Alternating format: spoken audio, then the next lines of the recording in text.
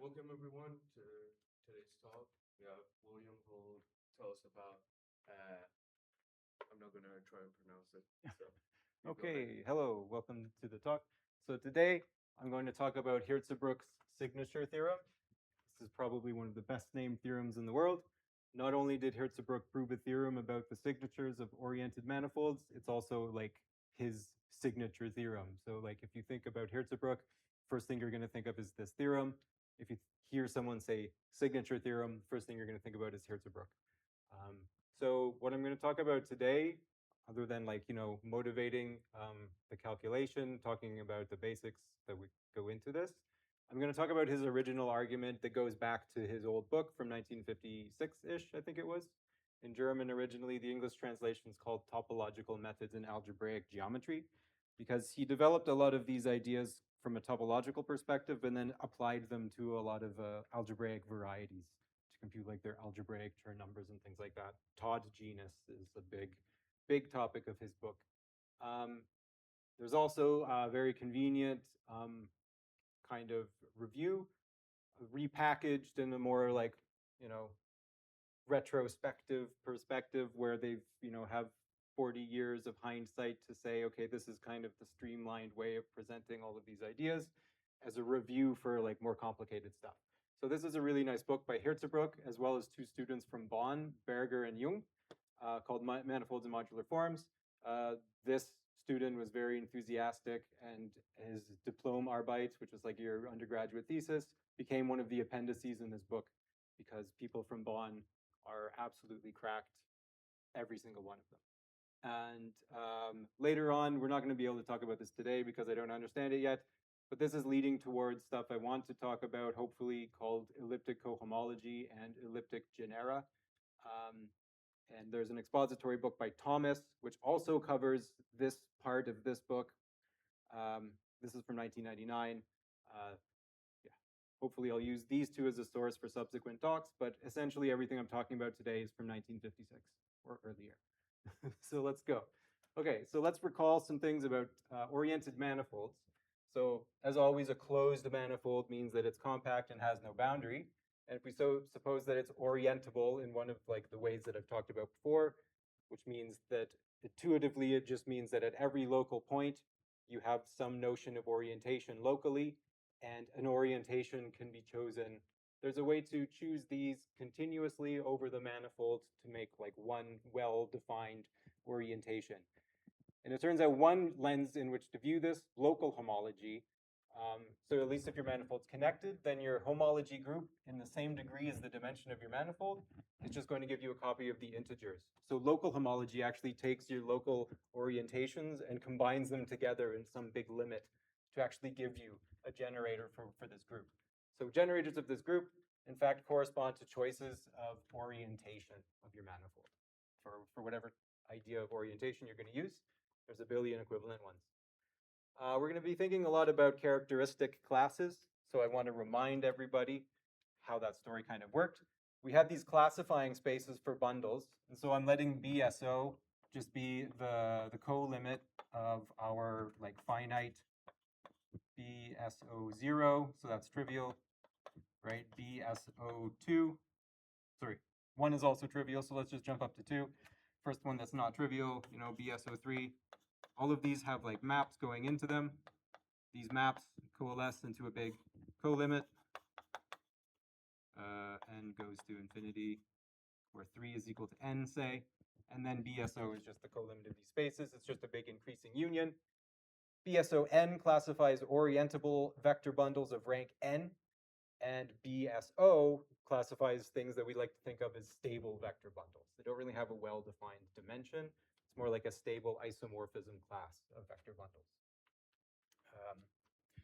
Nevertheless, all of these cohomology classes that exist in finite dimensions persist to the stable range, because this is like you get a homological stability in the sequence because the fibers are just spheres. It's really easy to see just calculationally, but I'll take it as a given. So part of a calculation that we did can be extended to show that the cohomology of this classifying space, aka all of the natural transformations from the isomorphism classes of stable vector bundles to ordinary cohomology, this is actually just a polynomial ring in these classes called Pontryagin classes.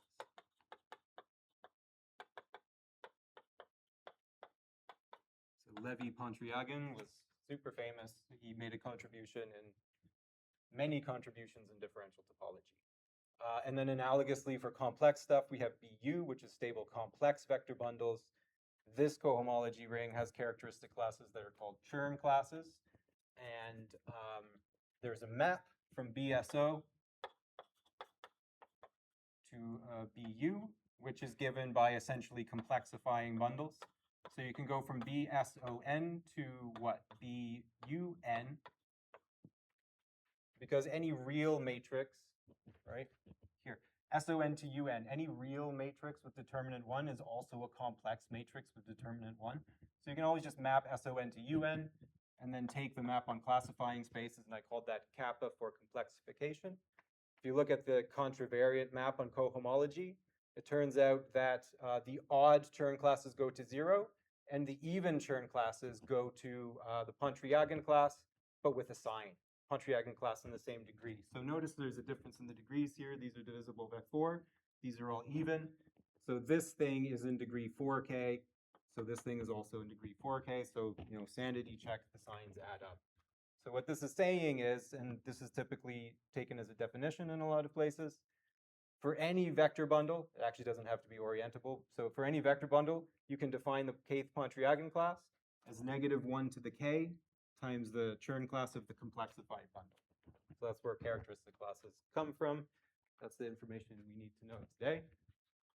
And then we also had oriented bordism. I'm still recalling things. So let's say MSO for MN oriented.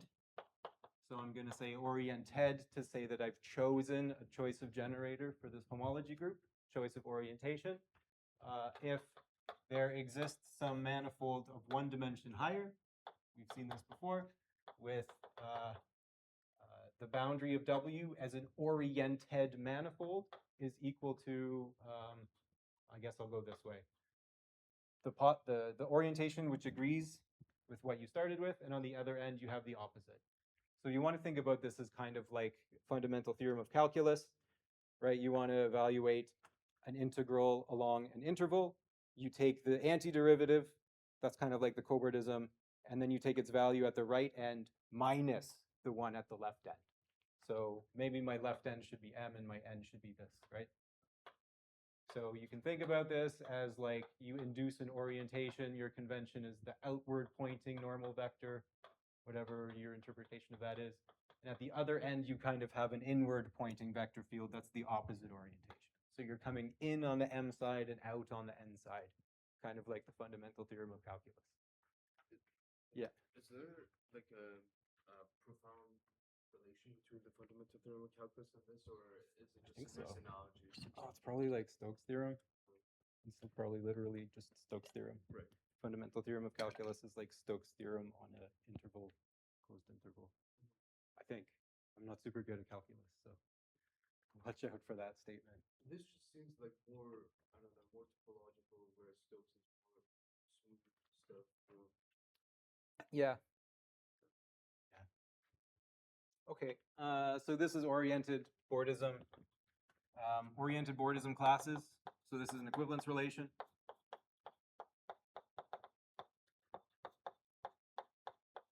Form a ring, a unidal ring, and we're going to call it omega star SO. And this is a direct sum over each finite degree of omega n SO. So this is equivalence classes of n-dimensional oriented manifolds. So 0 is, you can think about this as the bordism class of the empty set. That is a smooth manifold of every dimension. It's closed and it's oriented.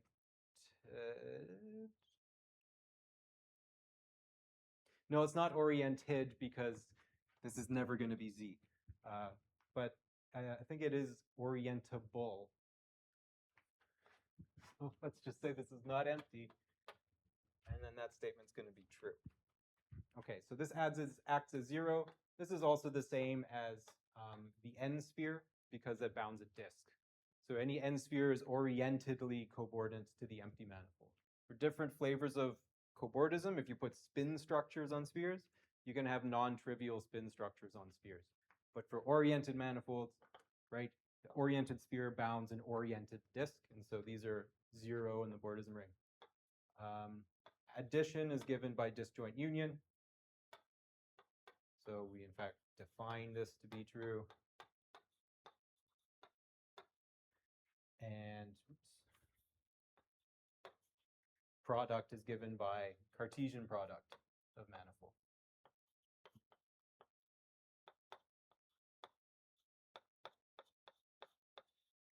The first and second condition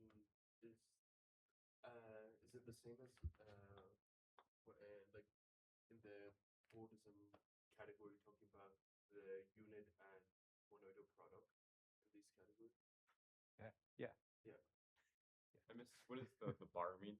Oh, bar is opposite orientation. Yep. Okay. So this corresponds to taking the negative of the fundamental class. Yeah, that's a good question. Yeah, should have spelled that out. This is opposite orientation, and in particular, you're right. So M, the fundamental class for M bar should be the negative of the fundamental class for M. This is kind of part of what makes it all work. Oh, and I'm being very confusing now because I have a symbol for fundamental class, which is exactly the same as my symbol for bordism class. So I'm going to think about changing that. I'm going to change that because it's not going to come up a lot, but it will, and it's going to help if I just don't have them be the same thing. So I'm going to say this is mu sub m. And then over here, just have to change this. Mu sub m bar should be the negative of mu sub m. Okay. Slightly less confusing. Okay. So this is a ring. So here's a fact. This is one of the huge theorems going into this, which is not trivial at all. This is going back to Tom and his original calculations. If you take the oriented cobordism ring and you tensor it with the rational numbers, you actually just get something concentrated in degrees divisible by 4. And in fact, it's polynomial on the complex projective spaces.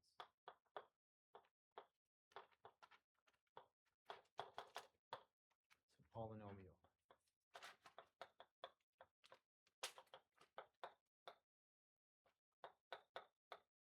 Where notice that this has dimension 4n.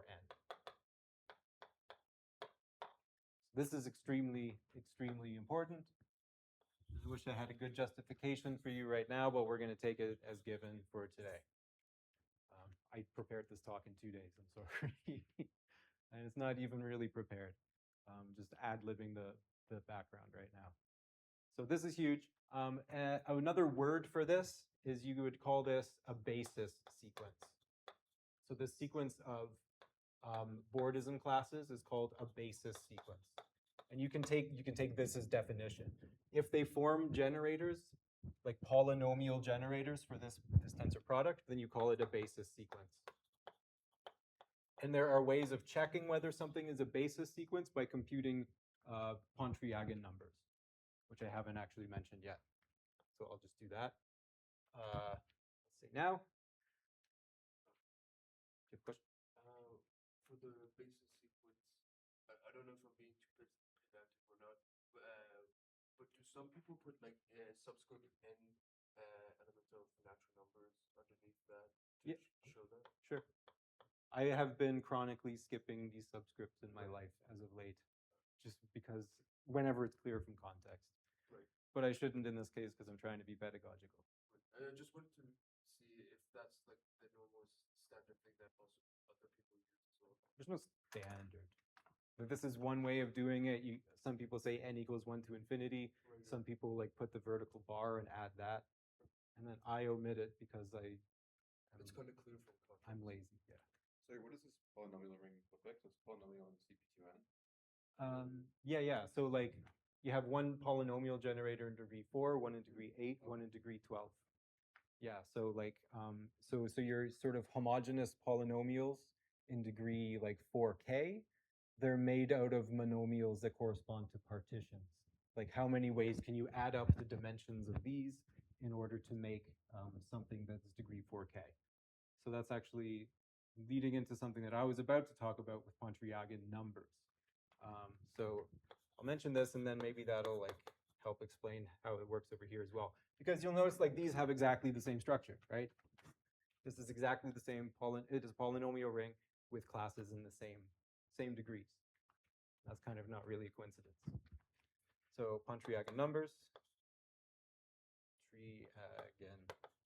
numbers. So let pi, capital Pi n, equal the set of partitions of n. So these are, right, these are just collections, multi-sets of natural numbers whose sum is n. And we get a function from n to, say,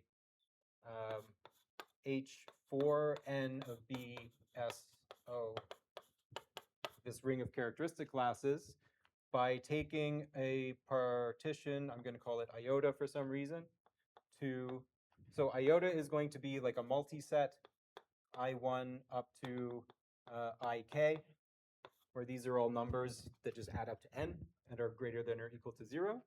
And we take it to the product over I in iota, say j in iota, how about that? Product of j in iota of the Pontryagin class indexed by j. And so if j appears multiple times, this is going to become an exponent for pj. The class pj itself will appear multiple times. And so this is what we're going to call the Pontryagin class corresponding to iota. And so if m, say for n, is closed oriented, then what we get is a map that takes a partition iota to cohomology in degree 4n of m.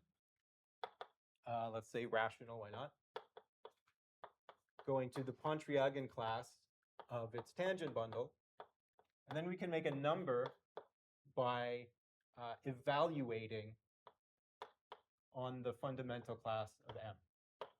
So what this looks like is p iota of the tangent bundle of m evaluated on the fundamental class.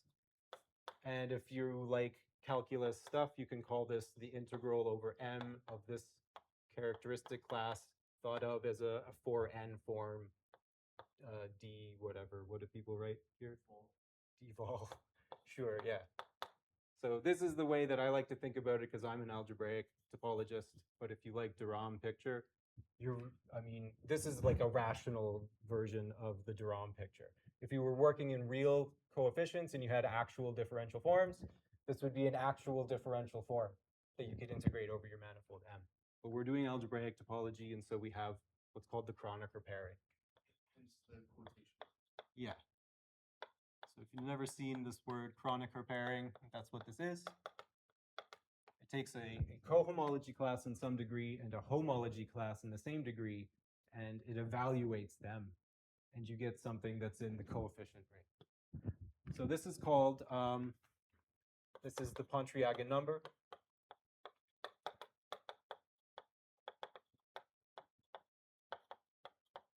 Associated to iota, the partition iota. And then, so what Tom really did, this is the amazing thing, is that M, say for n, is orientedly cobordant to n if and only if their Pontryagin numbers are all the same. So if and only if for every iota partition of n, right? So I'll just say p iota m to short form this. I'll just say this is p iota m, and it's clear that we actually mean compute this characteristic class for the tangent bundle and then evaluate on the fundamental class, is equal to p iota n. So in words, i.e. their Pontryagin numbers agree. And I'm going to write here just to be pedantic because I'm tensoring with Q. There's actually a lot of like two torsion stuff happening if you don't tensor with Q. But by tensoring with Q and getting this really, really easy picture, I'm just going to always be thinking about over Q just to make sure that the words I'm actually saying are definitely true. And we don't have to worry about like Stiefel-Whitney classes or something like that. So this is kind of the power of Tom, was that he discovered that at least if you're willing to ignore all two torsion, then your orientedly bordant comes down to just computing Pontryagin numbers. And I think maybe Stong also had something to do with this. I'm not super sure. Okay. So this is sort of the background to lead me into the Hirzebruch signature theorem. Oh, one more thing. What is the signature? So M for n closed oriented again. So we have an intersection form. We saw this in our surgery theory talks, intersection form. And what you do is you take two even dimensional cohomology classes, and I'm going to do it over Z now because that's how I formulated it then. Things are pretty much easy. Well, they're not easier over Z, but you're able to capture a lot more information over Z. And this goes to H4n m integer coefficients, and this spits out an integer by evaluating on the fundamental class again. So all you're really doing is taking two things and spitting out their cup product evaluated on the fundamental class of M. It's easy, so this is called I. Facts, I is symmetric because both of these have even degree. So in general, this ring is graded commutative, but since these are both even degree, it's commutative. So is symmetric, unimodular, meaning non-degenerate. This follows from being closed and oriented, or orientable. Symmetric, unimodular. What were the other things that we needed to have? It's definitely bilinear. And I think there's at least one more thing, but maybe not. And so, therefore, the signature is defined.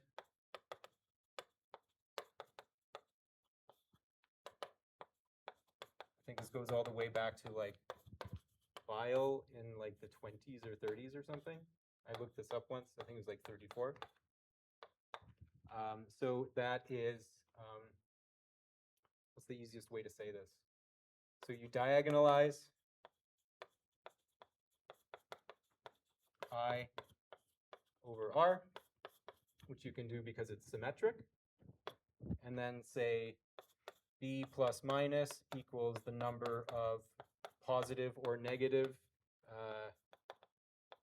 eigenvalues with multiplicity. And then we defined that the signature of M should be equal to the positive definite subspace, the largest positive definite subspace, minus the dimension of the largest negative definite subspace. So it's this thing that measures the imbalance between how positive definite and negative definite your intersection form is. And we showed that this is in fact actually, so fact, so the signature is an oriented bordism invariant.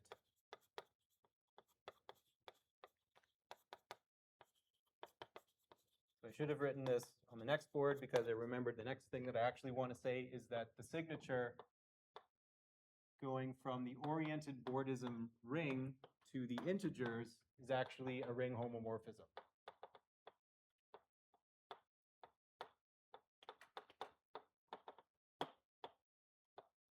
So this is extremely important.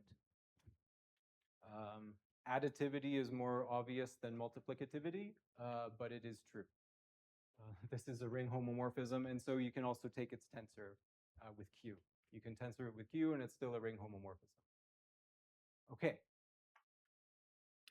What do I want to say next? Do I want to just state the theorem right away, or do I want to...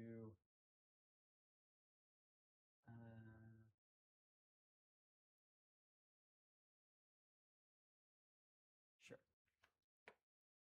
Okay, so I'm going to state the theorem that we're going to prove today, and then based on time, we'll see what we do next. Yes?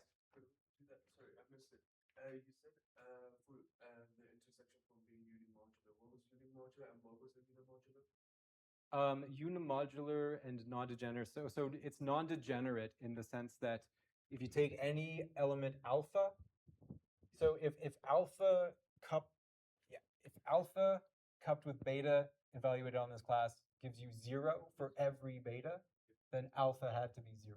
So yeah. So there's a map from this group to the dual of this group by sending alpha to the operator which cups with alpha. Non-degenerate says that that map is injective. A non-zero element here has to have a non-zero pairing with at least one thing. That's what non-degenerate means. And this follows from being closed and oriented by Poincaré duality. This is actually extremely non-trivial. I shouldn't have glossed over that. Yeah. So this is a non-trivial piece. Still a little more trivial than like Tom's computation, but it's still like a very non-trivial. This is one of the things like in like a second course on algebraic topology. This is one of the things you're aiming for by the time you finish the class. And you might not see it until the third course on algebraic topology. Is that, no, not a question. Okay. Right, so here's the theorem.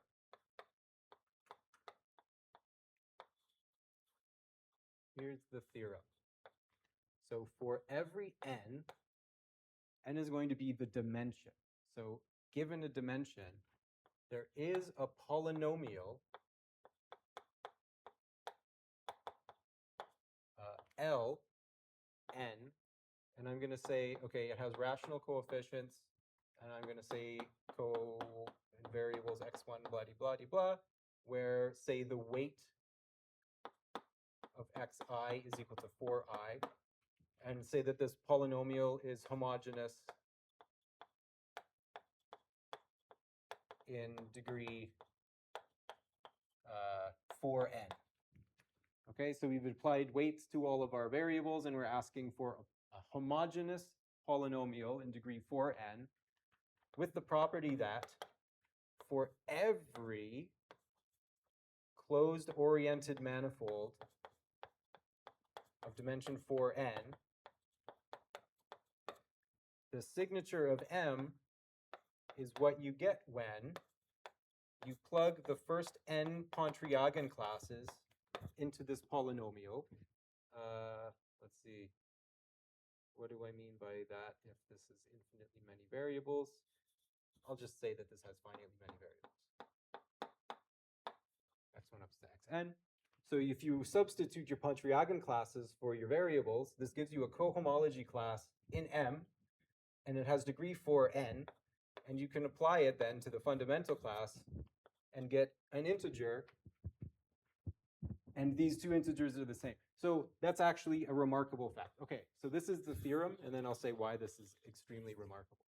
Okay, so on the left-hand side, what is the signature? We defined it in terms of our cup product structure on our ordinary cohomology groups.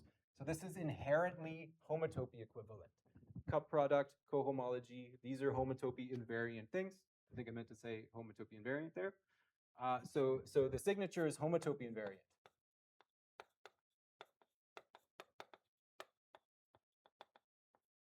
By definition, it's also an integer.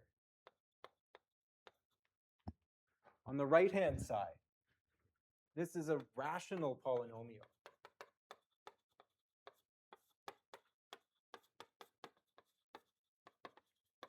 This is like an integer cohomology class. It comes from integer cohomology, but we're just treating it with rational coefficients. But this is like a rational thing, an inherently rational thing. And the theorem is saying no matter what manifold we plug in here, no matter what Pontryagin classes we get for its tangent bundle, when we plug it into this rational polynomial, we get something integral. So this integrality is what allowed Milnor to detect that there are exotic spheres. So when you actually take the actual physical, not a physical, but like the actual explicit expression for this L polynomial, Milnor could, and Curvaire could say, aha, we can actually compute how many exotic spheres there are that bound parallelizable manifolds. Like this is what we talked about in our surgery theory class lectures. I guess it's not really a class, so there's seminars. So we used these L polynomials and some stuff that Hirzebruch derived about them, but we never actually proved the signature theorem. So I'm gonna, yeah, this is the Hirzebruch signature theorem.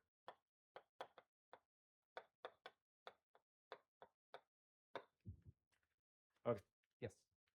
How did Milner realize that that tells him about exotic spheres and how many there are? So I mean, like the first thing he did, so when we actually get to the second L2, what was this? This is 1 over 45, 7 P2 minus P1 squared.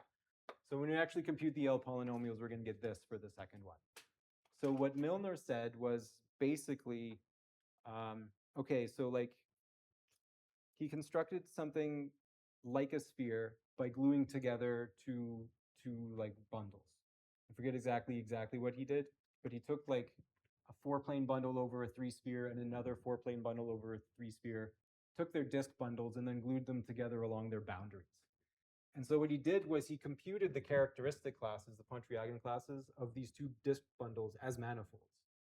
And then by gluing them together, he used this kind of like an additivity result to say, okay, well, the signature of the thing that we glued together, according to the signature theorem, it has to combine these characteristic classes in this way, and it has to be an integer as well. And so he could find, using like the two parameters in SO, like pi3 of SO4, he could fine tune his Pontryagin classes in order to force this number to not be an integer. And so it was like, I'm going to get this wrong. I feel like I'm already getting it wrong. So it was like the boundary of this disk bundle that he constructed couldn't be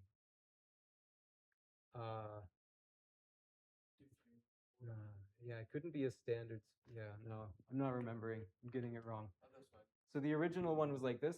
The more systematic one was the one that we saw with like Curvaire and Milnor did this plumbing construction.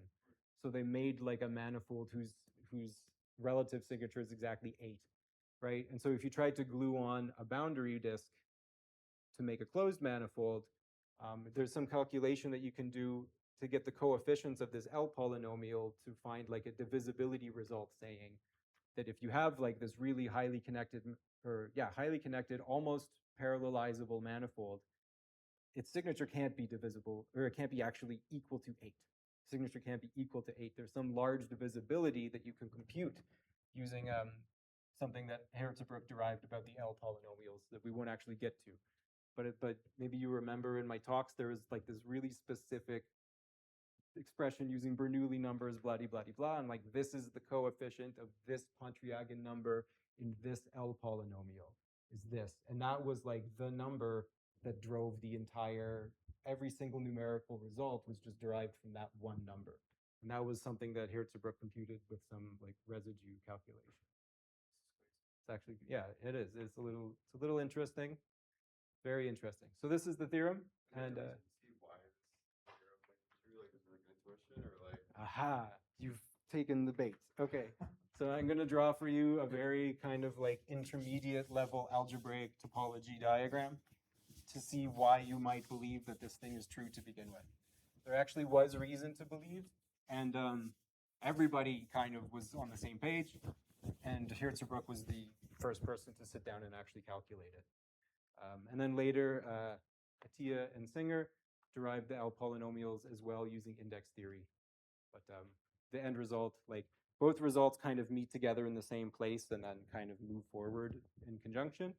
And yeah, once I actually get to the content, I'll talk about that. So, but here's the motivation. So like I said, the signature is a ring homomorphism. In particular, it's a homomorphism of graded groups. So we can think about this as being in homomorphisms over Q from the rational cobordism ring, tensor Q to Q.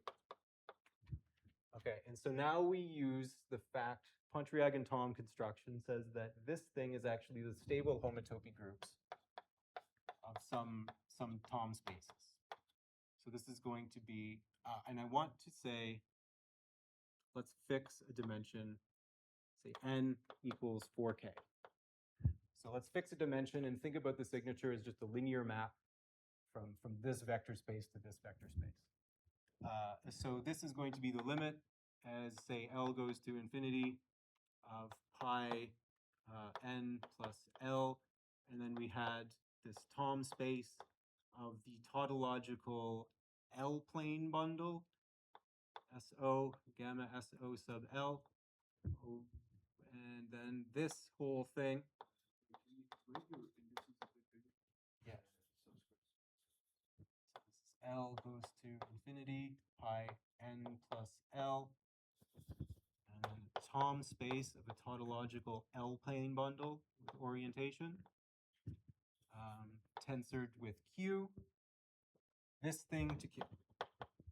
And so this thing, so this is by Pontryagin-Thom. So this sigma map from omega SO to Z? Are we tensoring it by? Yeah, I'll put like a subscript to say that I've rationalized it. Yeah. So it is in particular, like before tensoring with Q, it is a ring homomorphism. We're just making life easier by tensoring everything with Q, getting rid of all of the torsion. So this is a rational stable homotopy group. We can actually take the limit of rational stable homotopy group. And so there's a theorem called the Hirzebruch theorem that we've seen a whole bunch. There's another version where if you tensor your homotopy and homology with Q, right? So Hirzebruch says that the first time that the homotopy group is non-zero is also the first time that the homology is non-zero, and they're isomorphic. Okay, and then above that it doesn't say a lot. But if you tensor the Hirzebruch homomorphism with Q, then your range of isomorphisms actually gets a lot bigger. And it's actually more like 2n. So every time you increase n by 1, you increase your connectivity by 2. And so the limit of rational homotopy groups becomes the limit of rational homology groups. But rational homology groups are already stable under suspension. So this actually gives us the limit, sorry, not the limit, this is just h n of the Thom space, L, S, O. Sorry, yeah, limit, L goes to infinity. I was wrong, I do need the limit. My bad, I didn't prepare this part. I thought I could just ad-lib it, and I'm actually half correct. So this is this limit of the homology of the Thom space with rational coefficients mapping to Q. And now you use, so this is by the rational Hirzebruch theorem. So I kind of love writing this out because it's a lot of really high-powered things all at once. So now we use the, what do you call it? Thom isomorphism theorem to get that this homology group of the Thom space is the homology group of the base space, but with the dimensional shift. So this is now equal to the limit of L goes to infinity. Well, these are all L-dimensional bundles, so the dimensional shift is by L, and we just get BSO, rational coefficients, the base space for all of these bundles, mapping to Q. But this is constant. We didn't actually have to write a limit here. This is actually just the homology group. And by the universal coefficients theorem, this is just the cohomology group of BSO with rational coefficients. And like I've said before in my recall, this is actually just polynomials in the complex projective spaces. Sorry, Pontryagin classes. So given that this is a linear map from here to here, This actually corresponds to a homogeneous polynomial of degree n in the characteristic classes. But a homogeneous polynomial of degree n, that's actually just like a linear combination of the Pontryagin numbers. And so there's reason to believe that, okay, sure, in every dimension there should be some linear combination of these Pontryagin numbers, giving us our signature, which we can realize is, oh, this is actually a polynomial. But there's actually more that we can exploit from sigma. It's not just a bunch of linear transformation or linear maps. It's a ring homomorphism.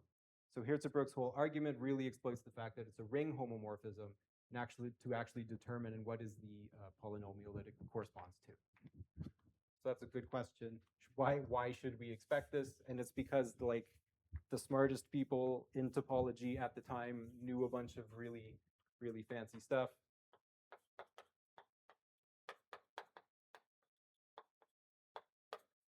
And they could, draw the dots and see, oh, sure, this thing is just a polynomial. But which one is it? Okay, so that was the background. So now's a good time for more talks while I take a drink. Questions, I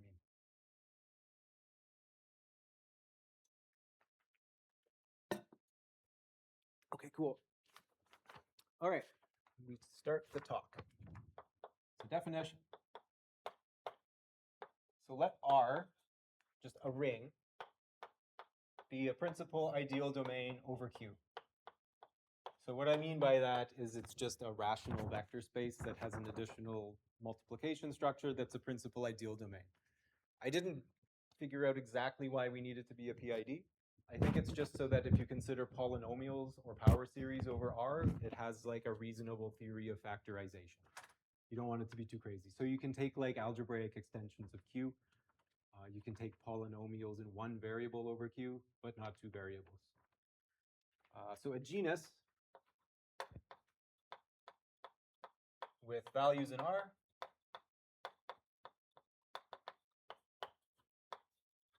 is nothing more than a ring homomorphism. From our favorite bordism ring to R.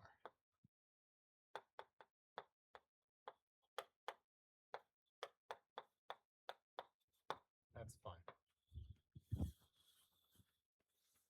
And we just saw, for example, signature is a genus, where you take R as the rational numbers. We have something called, from index theory, there's a funny little gadget called the A-hat genus. So a priori, this is like if you take a spin manifold and if you take its Dirac operator, and then you take the index of your Dirac operator restricted to like your positive spinners. This is a definition you can make for spin manifolds.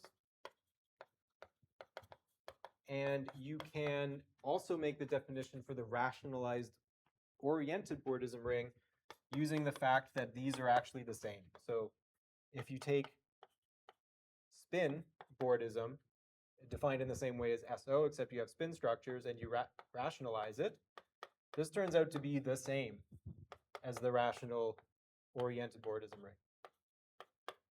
Or in other words, for any oriented manifold, there's a spin manifold n and natural numbers p and q, so that p times m is equal to q times n.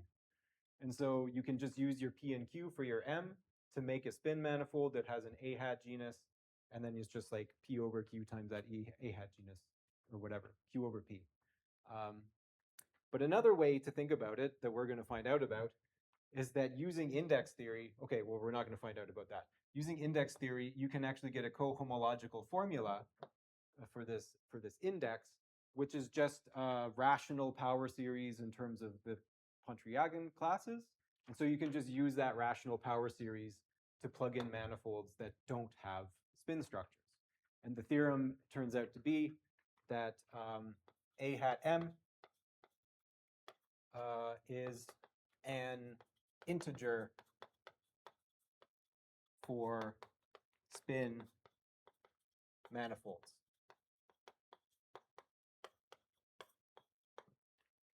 So for like SO bordism, it was this game of like take the boundary and the boundary has created this disjoint union of different manifolds with opposite orientations. Yeah. And so what's the difference now for spin bordism? You have to like think about what it means to have like the opposite spin. Opposite spin, okay. Yeah. Yeah, I actually know. I should have thought about that. I haven't thought about spin bordism for a while. Can we Something like that. say it's just like the same as the SO bordism plus some additional structure that we have to keep track, which is this opposite spin stuff? Kind of. I mean, like if you have like a principal SO bundle, like your spin structure is a principal spin bundle, or the Have double the covers. Yeah. Yeah. And then so if you've given an oriented, right, if you're just given a manifold, if you want a spin structure, first you choose an orientation to get your principal SON bundle, and then you have to choose additional to that a lift to B spin N. Such that double cover maps, whatever. Yeah. Some diagram. So like if you wanted to talk about the opposite spin structure, I forget exactly the right way to do it. You might want to talk about the opposite orientation first, and then define a spin structure over that by some clever pullback, or there might be something about Clifford algebras. I don't remember.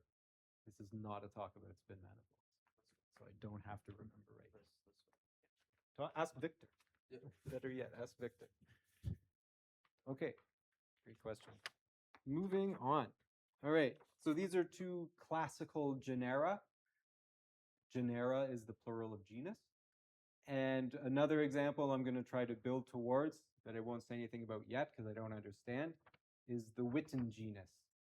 So this is also something that you can write down for an arbitrary oriented thing. There's a power series that you can concoct that makes sense for any oriented manifold because they have Pontryagin classes. But if your manifold has a string structure, then the Witten genus behaves in like a very nice way, similar to how if you have a spin structure, it's actually the index of some fancy Dirac operator. So that's all I'll say about that for now. That's kind of future talks. Just kind of giving like an overview of like what the context is that we find ourselves in. What is this? Oh goodness, here's a more elaborate example.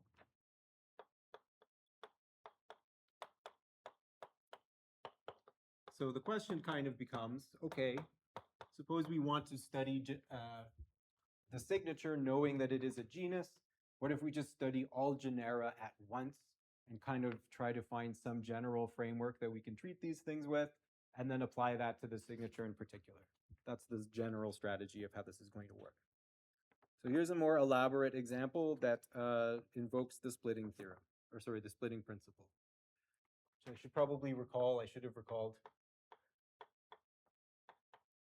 Darn.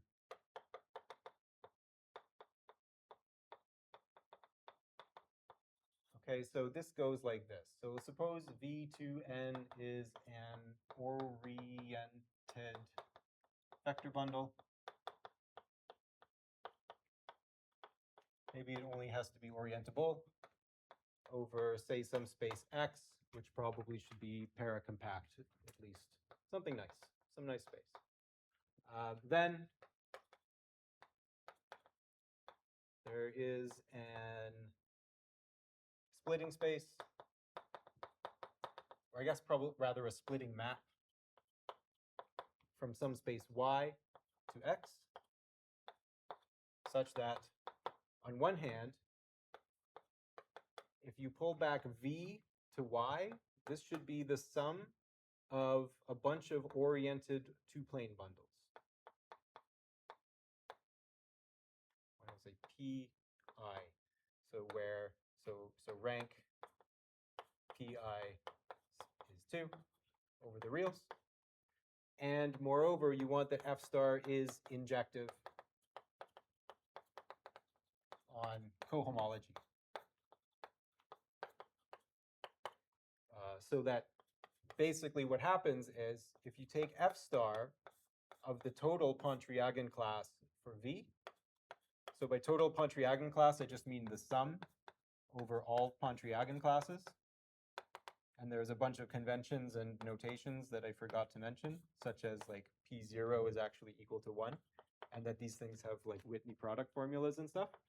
But I'll show that right now. So F star of the pullback of V, by naturality of characteristic classes, by definition, characteristic classes are natural. This should be the Pontryagin class of F star of V, which we said is the Pontryagin class of a bunch of line bundles.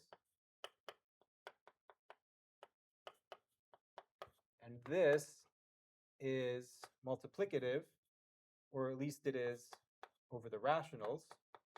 In general, the Whitney product formula for Pontryagin classes only holds modulo 2 torsion, which here we have ignored 2 torsion completely, so that's true, which is equal to, for a 2-plane bundle, right, your highest Pontryagin class is P1. Okay, so what this splitting space does for us is it takes the total Pontryagin class for our bundle V and it splits it into linear factors. That's really cool. And so this is why we required that F should be injective on cohomology, is so that like the splitting is in some sense faithful. So the idea now is that if we expanded out these linear terms, then we can describe our Pontryagin classes as actually elementary symmetric polynomials of those so-called Pontryagin roots. So if we let, and I'm going to be facetious and write x squared, xi squared equals pi, P1, pi, bv, and I'm going to call it ith Pontryagin root. Then we see, right, so F star PV equals, yeah, I'll just say it and ask you to believe me. Sum I equals 0 up to n of, unfortunately, I'm using sigma again, where this, by this I mean the ith elementary symmetric polynomial in the variables xi squared. Okay. So this, we have a formal factorization. So now we can think about, so i.e. think about pk as the actual kth elementary symmetric polynomial in these formal roots. By doing this, we can think in terms of the roots instead, which sometimes makes calculations a lot more tractable. So this was the splitting principle, which is used as a very like fundamental technique in a lot of bundle theory and a lot of characteristic class theory. I've mentioned it before in a few talks, but I think if I didn't bring it up again, no one would remember. So I should just mention it in the form that we're going to use it right now. So let's let Qx, okay, so now we're actually starting to talk. Let Qx be an even power series starting with 1. So in other words, right, we're thinking Qx is equal to 1 plus x squared plus x4, well, coefficients, x squared plus a4, x4, dot, dot, dot. So only even powers of x appear, and the lowest power has coefficient 1. So give x a weight of 2, so i.e. degree of x, or weight of x equals 2. And then consider the following. If we take Q well, actually, no, these are a bunch of different variables. If we take Q and plug in several other variables and multiply them together, this is symmetric in x1 up to xn. So for each homogeneous piece, we have to be able to write it in terms of the elementary symmetric linear polynomials. So the homogeneous degree 4k part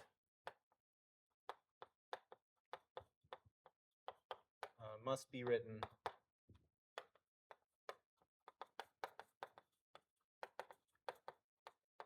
in terms of, like I said, the elementary symmetric polynomials, the sigma k's, which are, we've interpreted them as the pi's. So yeah, I'll just write out in general what that would look like. And so that we can give a name to these strange homogeneous pieces.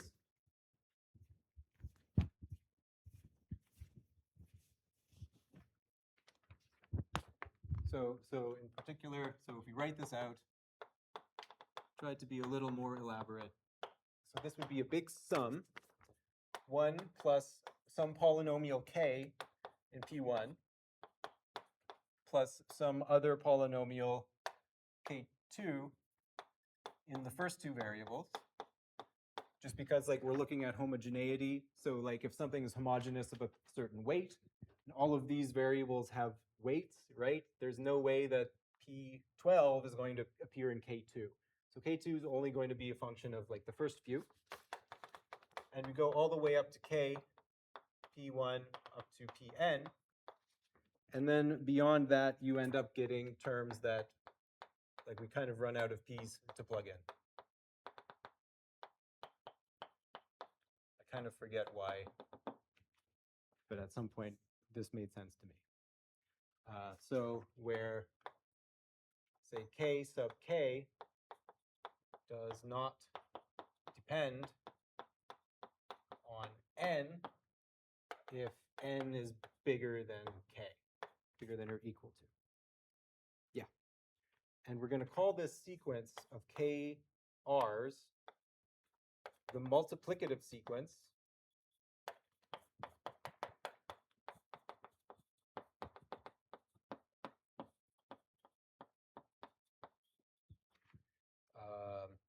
associated to Q.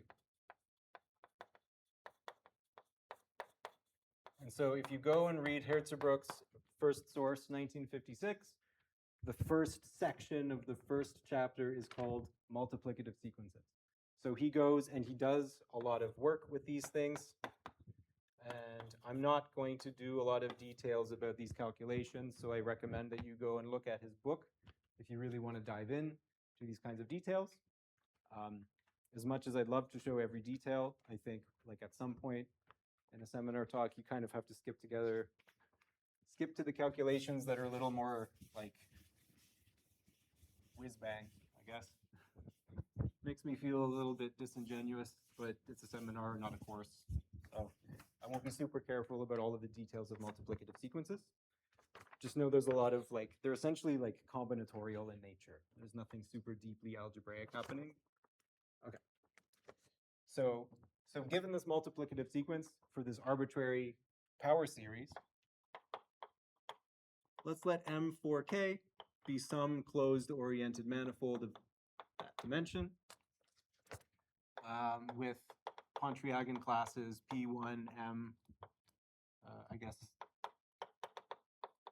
Pk is the top one, because the cohomology vanishes higher than that. And then define K of the tangent bundle to just be your multiplicative polynomial with your Pontryagin classes plugged in. So this is a cohomology class that lives in degree 4k.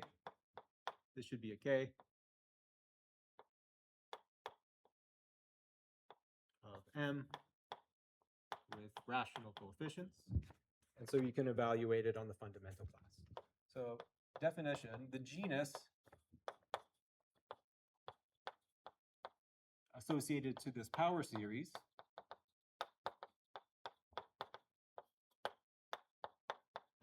is given by,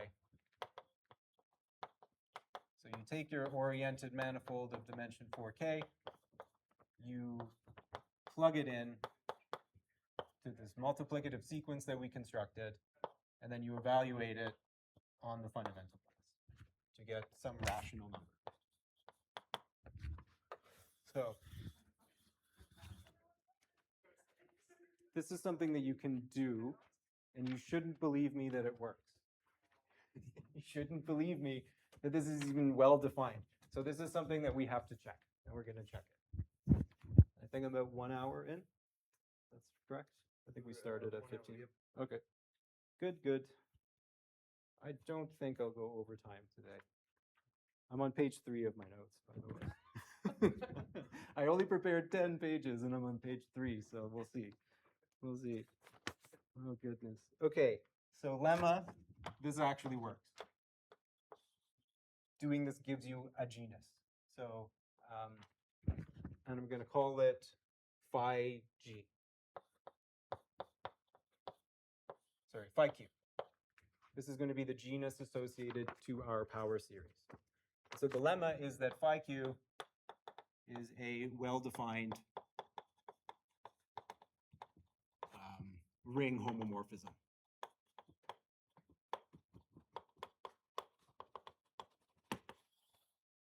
Okay, proof. So first, to show that it's well-defined, at the very, very least, we need to know that a manifold, which is a boundary, so in the cobordism group, if something is a boundary, then it's 0. We need to know that if it's a boundary, then the genus has to vanish. At the very least, we need to know that. So let's let M be a boundary, say W4K plus 1. So then, tubular neighborhood theorem kicks in. Tubular neighborhood. Yeah. It's the longest theorem name in the entire world. Here it is. Tubular neighborhood theorem kicks in, and it tells us that if we take the tangent bundle of W and restrict it to the boundary M, that this is isomorphic to the tangent bundle of M plus 1 trivial dimension. Sorry, not the tubular neighborhood, the collared neighborhood. Very slightly different. Collared neighborhood theorem, right? If you're in the boundary of a manifold, your boundary, you basically just have a collar. There is a trivial normal direction that either points in or out, but there's a trivialization either one way or the other. This is the odd. Tubular neighborhood theorem tells us this, and so if we compute the Pontryagin classes, so the total Pontryagin class of W restricted to M must then be equal to the Pontryagin class of the tangent bundle of M. It's a stable characteristic class, and so adding a real number, trivial line bundle doesn't do anything. So we know that restricting the Pontryagin class of TW to M actually just gives us Pontryagin class of the tangent bundle of M. So that's very convenient. And so in particular, if you look at the long exact sequence for this manifold and its boundary, so we go W, and then there's a restriction function to M, and say that these are, I think we can do this with integer coefficients. Yeah, we can do this with integer coefficients, doesn't matter. And then we have our co-boundary term for I plus 1 into the relative group. And this is exact, meaning that this tells us the Pontryagin class for the tangent bundle of M is in the kernel of this delta here. And now, since everything's smooth, we can pretend that we are on manifolds and use Stokes' theorem. Yeah, I'll just do it on the next page, so I don't crowd people up the crane. Right, so now we can say, okay, well, we want to compute Pontryagin numbers and stuff over M, but all of those Pontryagin classes, all of those individual Pontryagin classes just come from W, so we're actually just computing, All right, so Stokes' theorem says that, right, so integral along the boundary of W of some differential form is equal to the integral over W of whatever its co-boundary is. And so what we get then is, where are we going? Where are we going? Yeah, I'll look at my piece of paper because I wrote it down there. So phi q m, the genus evaluated on M, is equal to the integral over M of this characteristic class K, which is a polynomial in the Pontryagin classes. And so in particular, right, so K of Tm, since this is a ring homomorphism, is actually equal to K of Tw restricted to M. So this is equal to the integral. So this is the boundary of W, and this is our omega, integral over W of delta K Tm. But by exactness of that sequence, this is 0, right? So being in the restriction of M means that you're in the kernel of delta. Bam. So therefore, phi q vanishes on boundaries.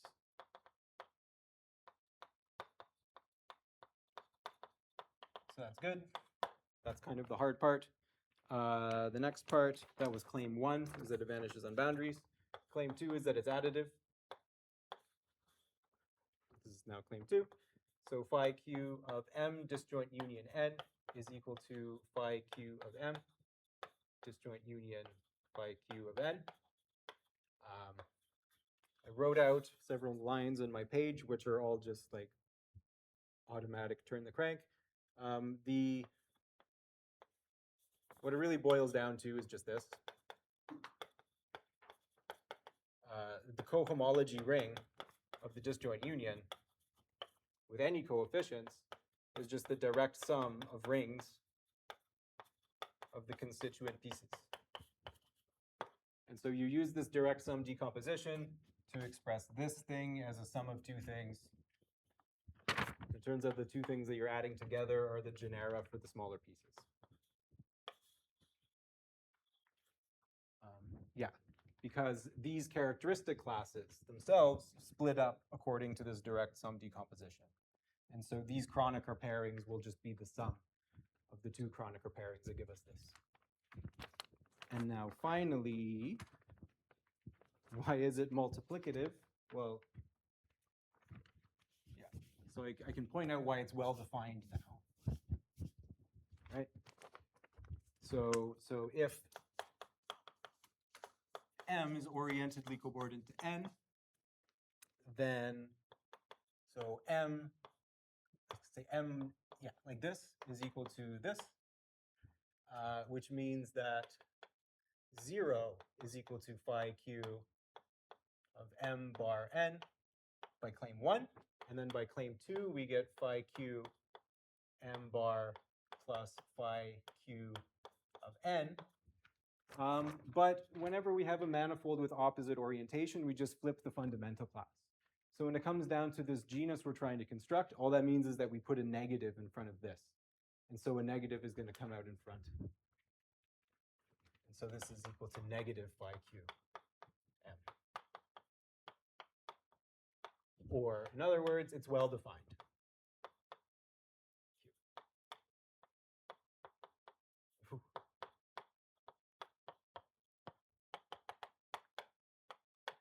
Well defined.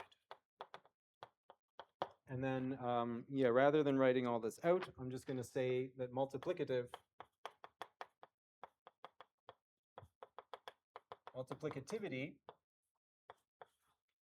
this comes down to the fact that the KNs are a multiplicative sequence in the sense of Hirzebruch, which I haven't defined. I think it would be a little bit, it's kind of the crux of this entire theory. But I feel like from the enthusiasm in the audience, if I just keep throwing more power series on the board, people might get upset with me. So I'm just going to say that multiplicity follows from the fact that, yeah, this is a multiplicative sequence. And I'm going to leave this as an exercise. Exercise to go and read Hirzebruch and also try to understand what he said. And then it follows that the genera is going to be multiplicative, is going to be something that you can just read off from this property. So I will move on from this proof. Does anyone have proof questions that they would like to ask about this particular thing? This part's kind of cool. It's just classic algebraic topology. Everything else is sort of just checking things. So this is cool. This is a good start.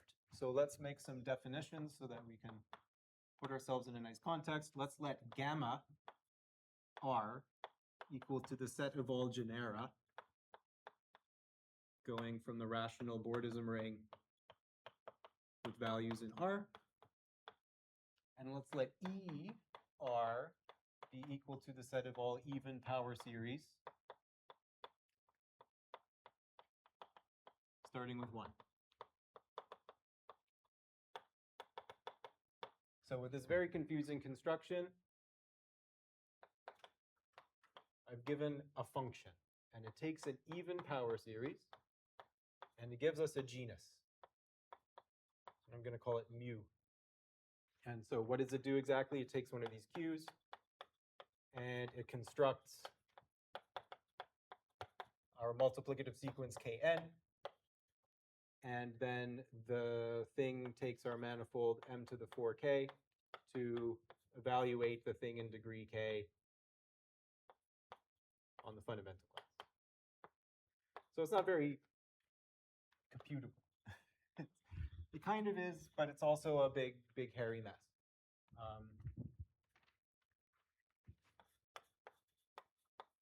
So the thing that I find unbelievable is that mu is a bijection. So by doing this, even power series spit out genera.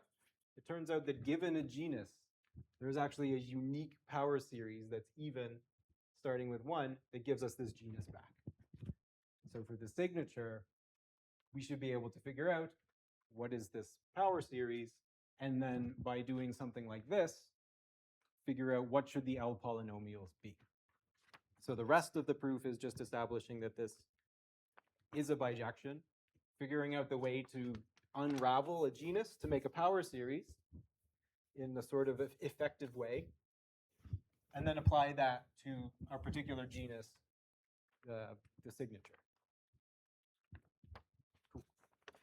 So this is where things get more confusing. Okay.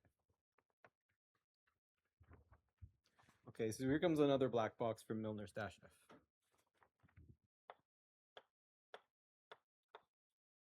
This is going to be in Milner-Stasheff. Oh gosh, I mean I forget because he gave lectures first, and then the book was published much later. This is probably 50s at the latest. What were the orientation like the 30s, 70s, topologists? Were they just like let's discover all topology and these things? Yeah. They could have been, yeah. Yeah, no, they really wanted to understand all of topology that you could possibly could in the span of about 30 or 40 years. And they're still working on it today. Yeah. I mean, like, they didn't just stop. I mean, like, Hirzebruch proved his signature theorem, and then people just kept, like, grinding out farther and farther and farther into this theory of elliptic genera. And, like, Witten has this thing. It's become TMF now, right? So these are kind of, like, the very small, tiny inklings of a theory that's going to grow into, like, how do you define a cohomology theory based on the moduli stack of elliptic curves? Like, it's sort of like they just actually have been still going the whole time. It's just so much more complicated that our puny brains can't appreciate, like, the magnitude of the things that they're currently working on. So much results. Yeah, that's my take on it anyway. Like, it is really impressive that all of this stuff just went like bang, bang, bang, bang, bang through the 60s. But the reality is that like it's still continued. It's just that like we don't we're too dumb to know what was like how to even parse the material that was happening after that. It's a lot easier and more down to earth to be like, oh, surgery theory, you're cutting apart a manifold, fine. And then they start computing L groups and algebraic K theory, and you're like, I don't know what you mean by that, but it's equally or more important than all of that surgery stuff. Anyway, small digression. Yeah, here's a lemma from Milner-Stashev. So for M, say complex projective space, you can compute the total. Yeah, how do I want to say this? I'll just say it like this. Which way am I going? Yeah, sure. I'll say it like this.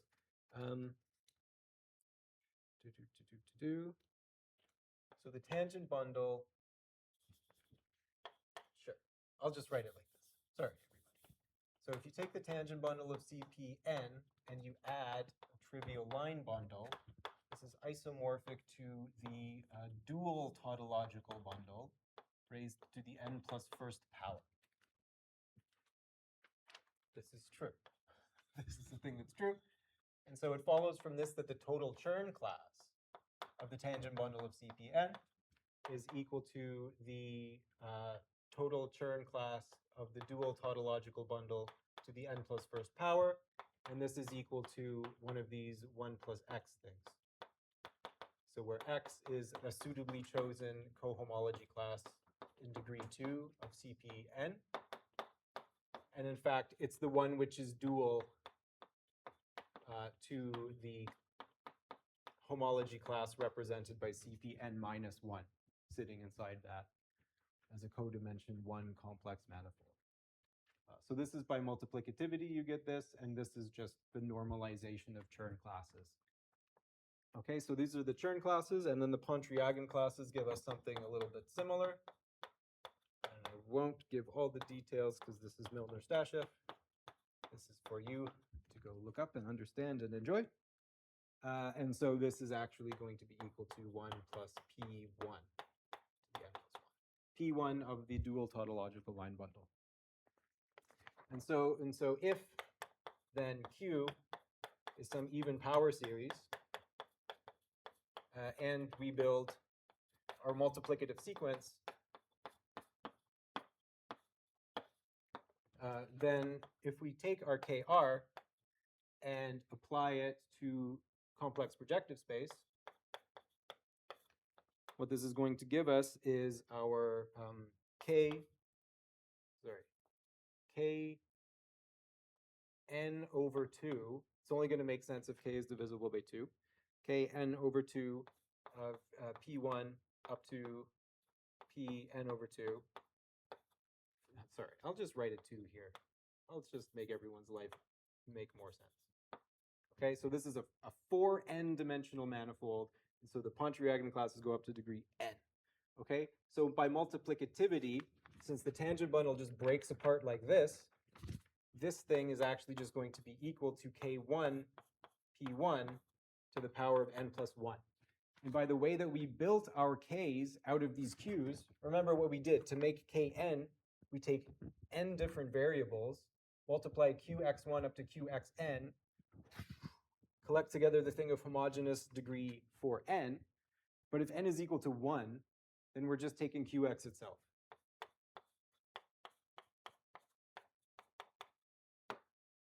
So if we start with our weird even power series and we build our multiplicative sequence, this has a really, really kind of degenerate behavior on complex projective spaces. It turns out it actually is just described by the power series itself in one variable, because the cohomology groups of these things only, they're super, super simple. So this is a surprising result, and it's going to be kind of one of the cruxes that's going to make the argument all fall through. I was going to say something, but it's gone. Okay. Moving along. Oh, here comes the big calculation. Oh, this is good. Okay. You're going to hate this. You're going to hate this so much.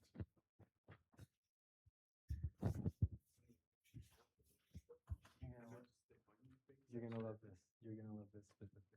Okay. Okay, so the point, why did I even focus on complex projective spaces? Like I said, they form a basis sequence. I've written on the board a few times, it's not there right now, that if we take our rational bordism ring, it's actually just polynomial in these complex projective spaces. So the way you define a homomorphism out of a polynomial ring is you just arbitrarily decide where the generators go, and everything else happens for free. So if we can compute our genus on the CP ends, specifically the CP2 ends, because in degrees that aren't divisible by 4, it has to be 0. So if we can compute our genus on these manifolds, then we've entirely determined it. So the main point, I guess I want to stress at this point, is that in order to determine a genus, it's enough to evaluate on these manifolds. So we want to really understand, given an even power series, and we make our genus, can we kind of understand it well enough on these manifolds that we can undo that process and peel back and figure out what the power series was to begin with. So here we go. So in particular, if you take the genus for Q, evaluated on CPN, and I'm going to say CPN, okay. Did I have sign things? Something's weird. Something's weird. Something's definitely weird. I'm just gonna pretend everything's fine, and then no one's gonna notice that anything's weird. Okay, it's fine. Don't worry about it. So in other words, we just showed that in order to compute this, you take qx to the power of n plus 1, and then you evaluate it on the fundamental class. So remember, like I said, half of the time this is just going to be 0, but that's okay. We're still going to keep that in mind, just so that we can prove things as general as possible. And we're thinking in particular, qx is in the cohomology of CPN. So right now we've localized it to like CPN as an object of study, and X is actually a fixed characteristic class in this cohomology ring, and we've plugged it into our power series. So some people like to write this with 2 stars to denote that it's actually a power series, even though this is a truncated polynomial ring, so there's no difference. Okay, so what is this? This is going to give us a cohomology thingy. Evaluating it on the fundamental class, all that's going to do is pick out the thing in degree 2n. And since our x has degree 2, what this is the coefficient of x to the n in qx to the n plus 1. Okay. We can re-express this. These are power series. We can do whatever we want with them. It's totally formal. Coefficient of x to the minus 1 in qx to the n plus 1 over x to the n plus 1. If you divide by x to the n plus 1, you just shift everything down. But now that we're looking at a coefficient of x to the n minus 1, we can actually re-express this as a residue of this function qx over x to the power n plus 1 dx. Where in your calculus of complex variables, you don't normally write a dx, but I guess Hirzebruch is an adult, so he does. So you're actually computing the residue of a 1 form, is what you're actually doing apparently. And so by the residue formula, this is just a contour integral over some gamma qx over x to the n plus 1 dx, where gamma, I'm just going to write this. Gamma is a path of winding number 1 going around 0 in the complex plane. So nothing super surprising has happened yet. However, so if we define fx to be equal to x over qx, so that this kind of annoying expression is a slightly less annoying expression, 1 over f of x to the n plus 1. And moreover, f is odd,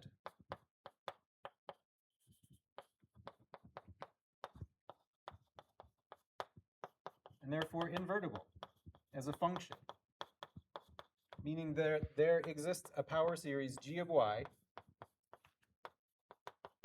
with g of f of x equals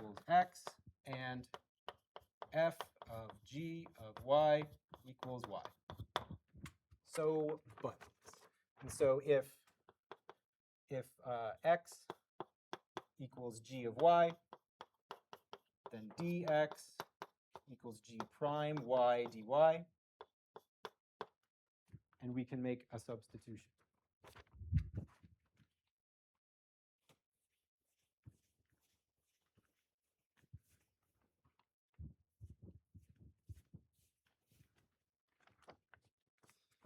This is so stupid. Oh, and if we take f gamma is also like goes around 0 exactly one time. And this is essentially because of the fact that f starts with the identity and then you add small perturbations. So if you make your loop small enough, these small perturbations go to nothing and f essentially also does nothing. So it's homotopic to basically just doing the same loop. You can use homotopy invariance of path integrals in a very easy way to see that that's true. Then what we do, I'm going to draw a line here so it's easier to see. We'll continue along the calculation here and get that this is 1 over 2 pi I. Change variables from x to what, g? What am I doing? What's my change of variables? Y equals f of x. So x equals g of y. And so our integral over gamma, right, this is 1 over x, sorry, f of x. And now we use our substitution. This is f of gamma. And now this is y.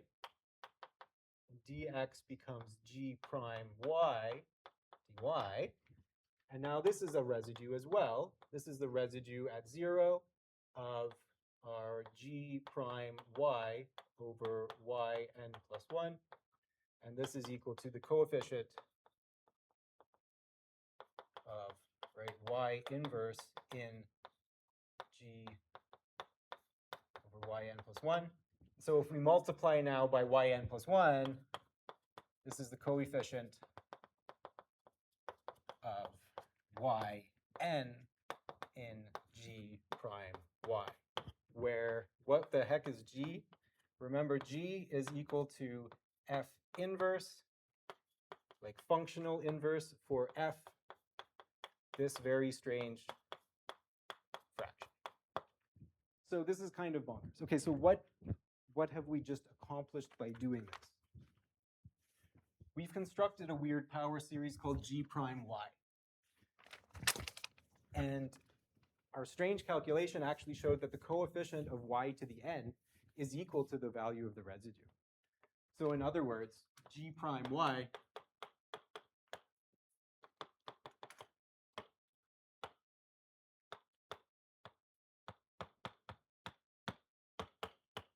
is a generating sequence.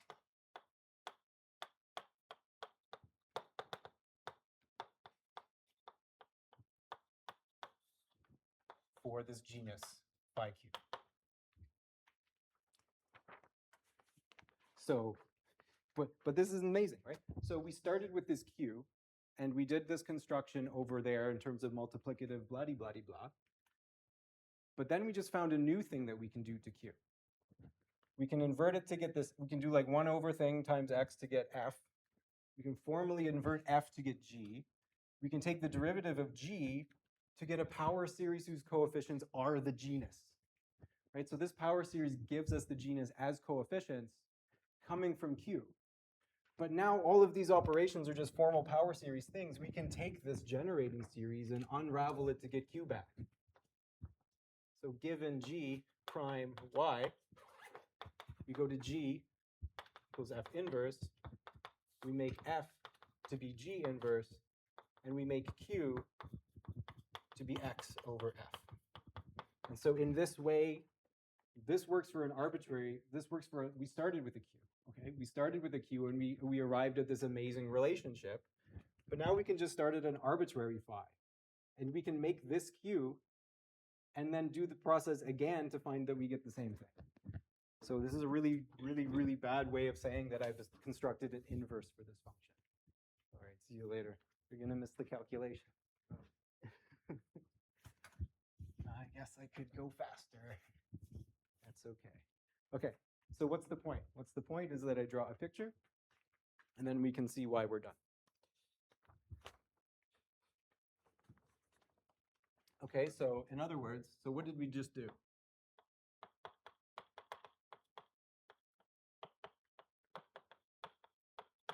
Okay, so we can start with an even power series.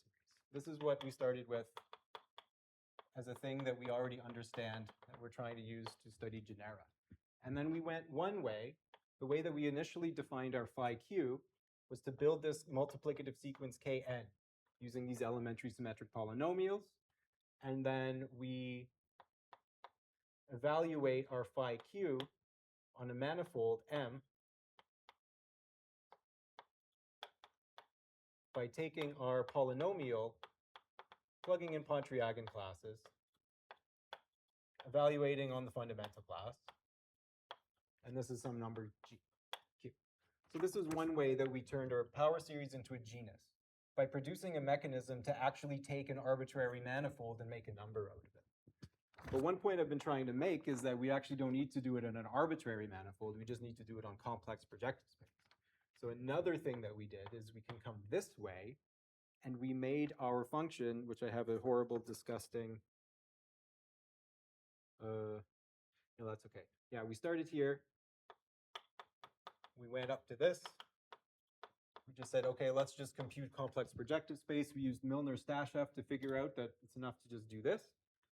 And then we ended up finding that this is equal to some bonkers. Yeah, so this is the coefficient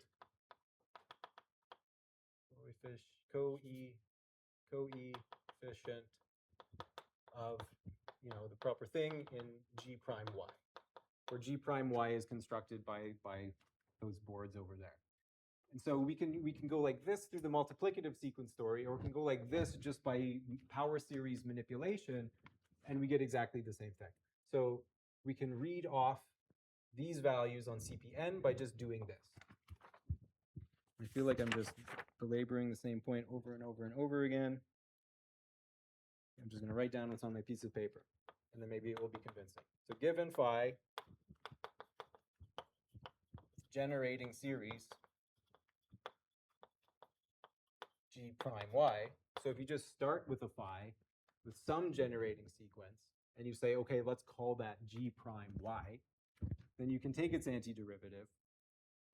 You can do some stuff to it, and then we formally create Q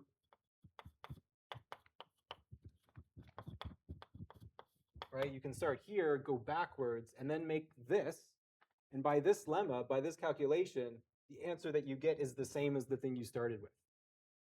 We formally created Q so that phi Q is equal to Q.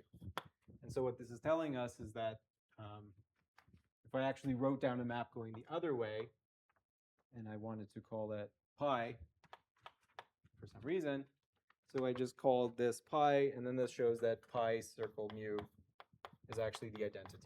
So if you start with a genus, you unwrap it to get an even power series in ER, and then you do the construction to give you a genus back, you get the same genus. And the other way around is also similar. So pi circle mu is also the identity on ER. Right? It's really this weird calculation that says that these things are the same. That if you start with this generating sequence, where you just do this weird manipulation and then you plug it into the multiplicatives, blah, blah, blah, you just get the same thing back. It's totally weird, and it only works because of like Cauchy's residue theorem. Okay. So this is telling us conclusively, I think, I'd like to say that I proved this theorem, that mu is a bijection, and in fact that genera defined on the oriented bordism ring are one and the same as even power series with a leading coefficient 1.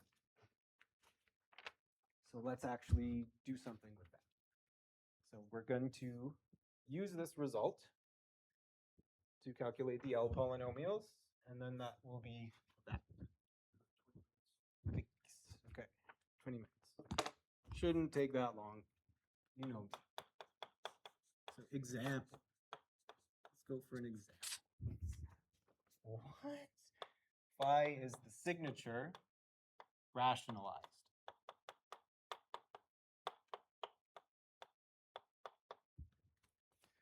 Okay. Signature of CPN, well, 2n. It's going to be 0 if, yeah.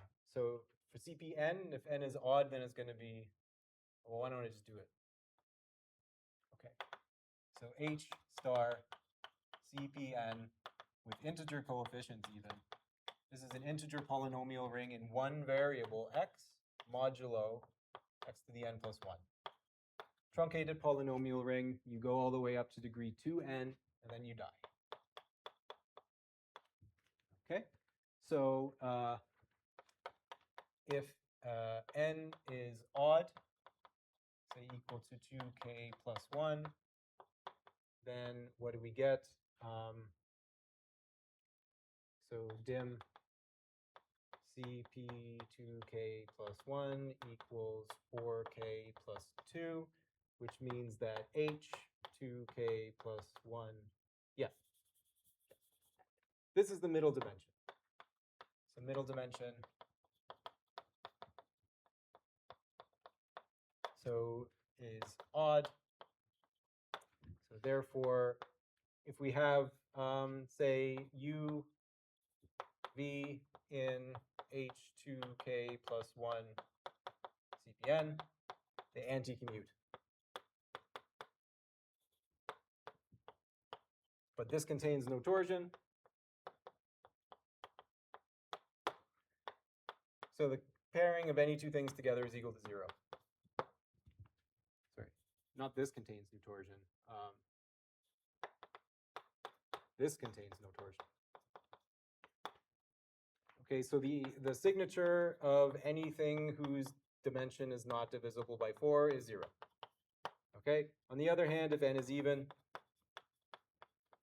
we have H2n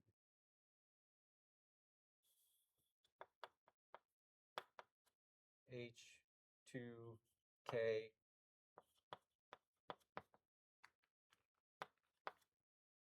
yeah. This is equal to x to the power of k. And if you take x to the power of k times x to the power of, there's an easy, oh, never mind, I'll tell you later. So x to the power of k, right. So the middle dimensional group is generated by the variable or the class x to the k as a linear group. So if you take one element that's an a times x to the k and another element is going to be a b times x to the k, and that's going to be equal to a times b times x to the 2k, where x to the 2k generates the top level cohomology group, and h to the 4k, which is equal to n, 2k. Yeah.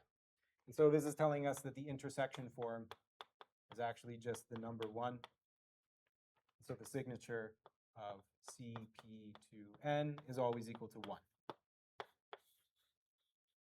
Did a really, really job of explaining that. Somebody should have caught me out on this. Middle of dimension is odd. This group is 0. Someone should have called me out. So you can't even try to make an intersection form on complex projective space because the middle dimensional cohomology group is 0. Did I say middle dimensional projective space? I meant to say a projective space of dimension 4k plus 2. The middle dimensional cohomology group vanishes. So you don't even have any hope of making a signature, even though in general, for manifolds of dimension 4k plus 2, the intersection form on the middle dimensional cohomology group is skew symmetric. Those types of forms don't even have a signature as an invariant. So in order to talk about the signature, you really only want to talk about manifolds whose dimension is divisible by 4. Just wasted a lot of time making that point clear. So this is our signature. These are the values on CP2n. So therefore, the generating series is easy to write down.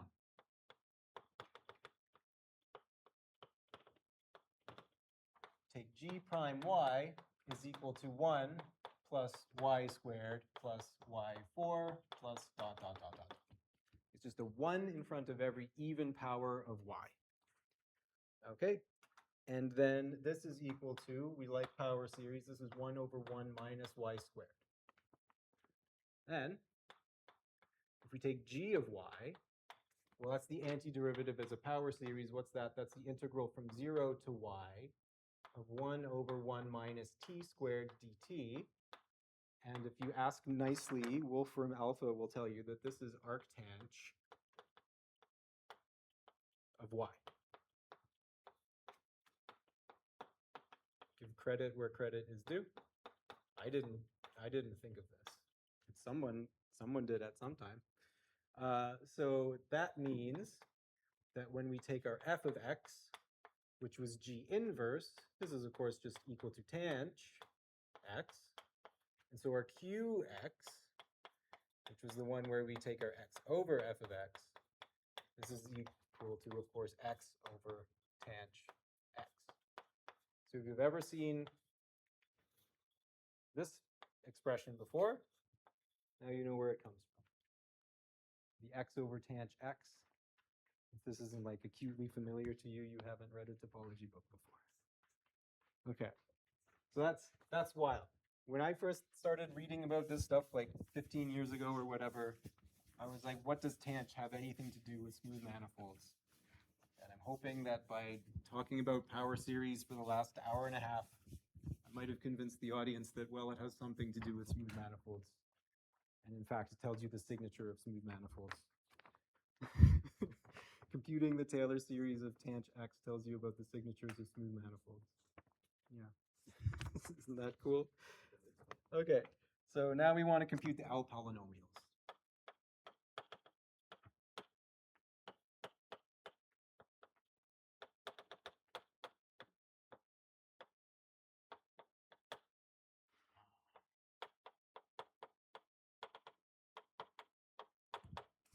So now we're going to play the game. So now we want to compute the L polynomials, but we can't just get away with only doing it for complex projective spaces. We want to compute the multiplicative sequence that tells us what our genus is for an arbitrary manifold.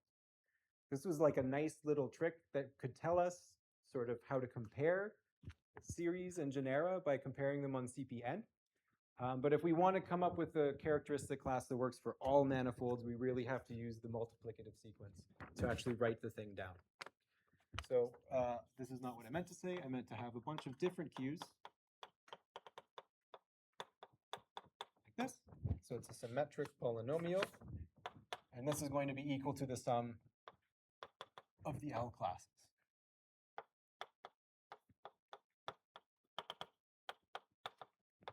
This only goes up to n. Then you run out of variables.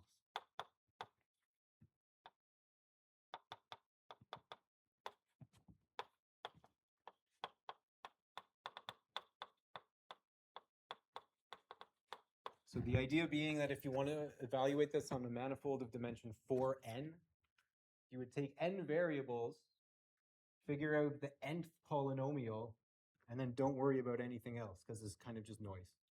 It's sort of like you want to go stably, but you can't quite because everything still always has to have finitely many variables. It's just the way it works. So then if you go and you're like, oh, my good friend, I know I ask a lot of you, but maybe if you're so kind, you might tell me what is the power series of x over tangent x. Then it comes along and it says the following. It's probably one of these exercises I really ought to have done. And I just didn't do it this time. Okay, here it comes. It goes 1 plus x squared over 3 minus x to the 4 over 45 plus 2x to the 6 over 945 plus etc. So this is going to be like O of x8. And the denominators are related to Bernoulli numbers, obviously. Okay. Okay, so this is our cube, and now we just have to follow the recipe to figure out what the L polynomials are. And I'm just going to do L1 and L2. L3 you can do as an exercise once you see what the general idea is, but it's a little messy and I don't have 15 minutes. Okay. Yeah. So let's do L1, L2. And so in other words, what we can do is we can just take 2 copies of Q, 2 variables, multiply it out, collect together things, and then express them in terms of elementary symmetric polynomials. So let's take Q x1, Q x2, and be very careful about writing it all out, because this is where I make mistakes. This is where William is not good at doing things on the fly. So like I said, I'll only go up to homogeneous degree 4. So anything beyond that, I'll just wrap in an O to help us save space. And our attention spans as well.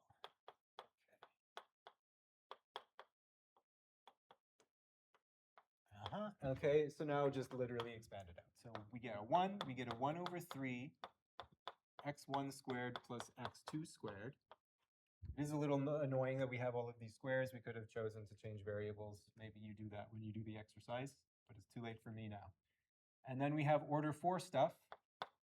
That's an x1, x2, both squared, over 9. And then a minus 1 over 45. What am I looking at here? An x1 to the 4 plus x2 to the 4. And then everything else is order 6 or greater. By order, I mean it's hard to say exactly because there's 2 variables. So I'm just going to say stuff to the power of 6. Any other monomial that appears will have total degree at least 6. Okay, so now we have to find our elementary symmetric polynomial. So maybe I just write them down for you so it's easier for you to spot them. So sigma 1 of, say, y1, y2 is just their sum. Sigma 2 in 2 variables is just their product.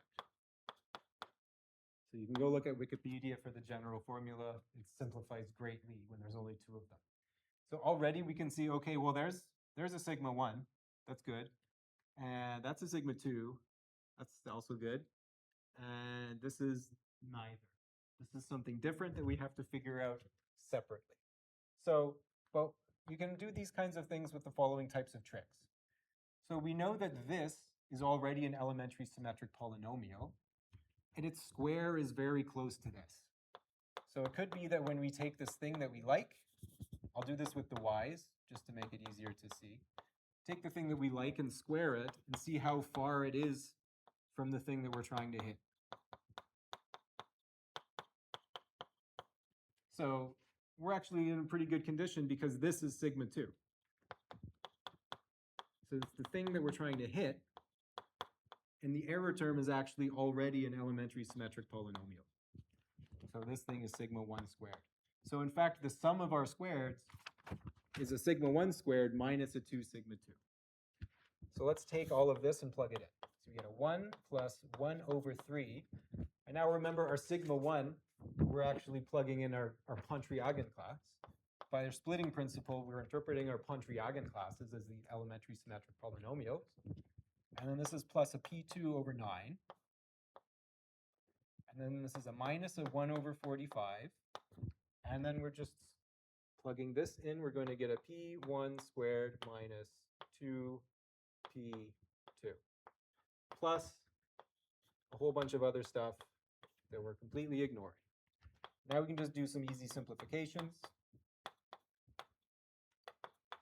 And I'll just write it down because it's really simple. I was very proud of the cleverness that I employed to do the simplification, but it's not clever enough to want to spell out in front of a room full of people who all want to go home. Okay, here we go.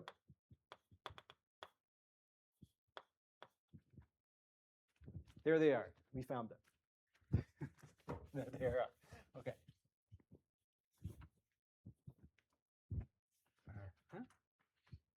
So in other words, when we just compare homogeneous things, what we get is that L1, the universal L1 polynomial that tells us signatures of 4 manifolds, is 1 over 3p1. So what this is telling us is that if M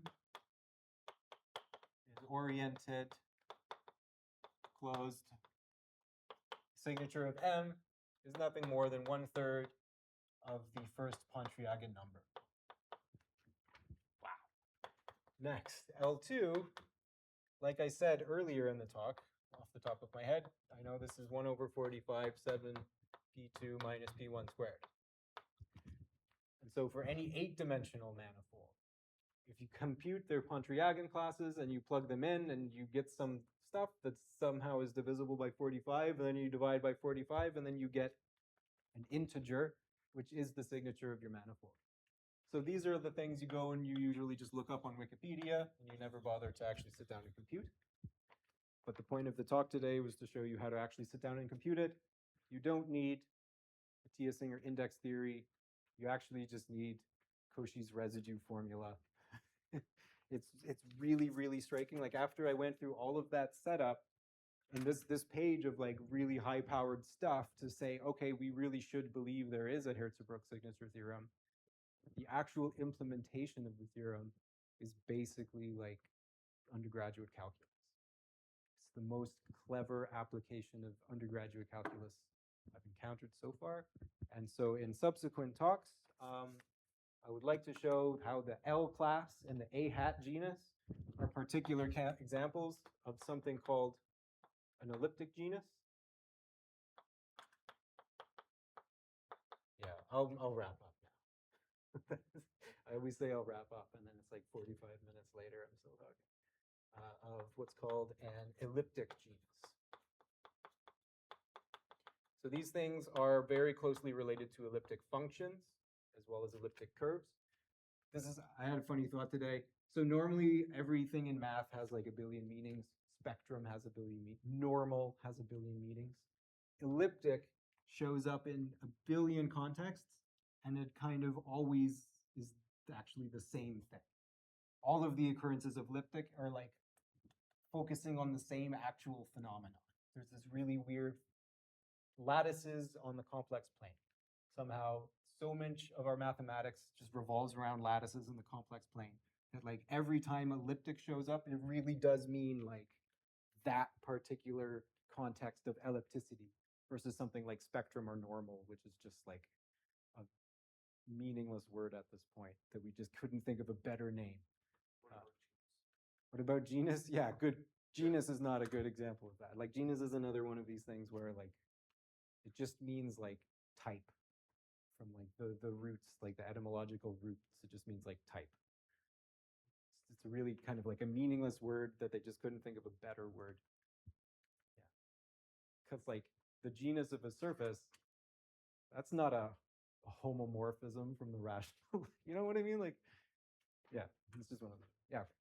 So in that case, I will say that I'm done. Yeah. Thank you. How many different genus meanings do we have in math? There's well, for like surfaces, there's the A hat genus, type genus. There's also we have Yeah, like this genus for a rational bordism ring, like that's like that encompasses a hat and also the signature and stuff. Yeah, like I think there's a lot of algebraic geometry versions of genus as well, that I think Rob was talking about on Friday, Thursday, Wednesday. Yeah, whenever that was. right.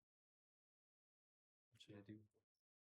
It's caked. Oh. I feel like I should like definitely erase the boards because the yellow is a nightmare to get off. Yeah, like this almost looks blue. The chalk from the room. Yeah. The yellow is very nicely visible on the camera. Yeah. The video. Does anyone have any questions? What's that fine? Anything you want to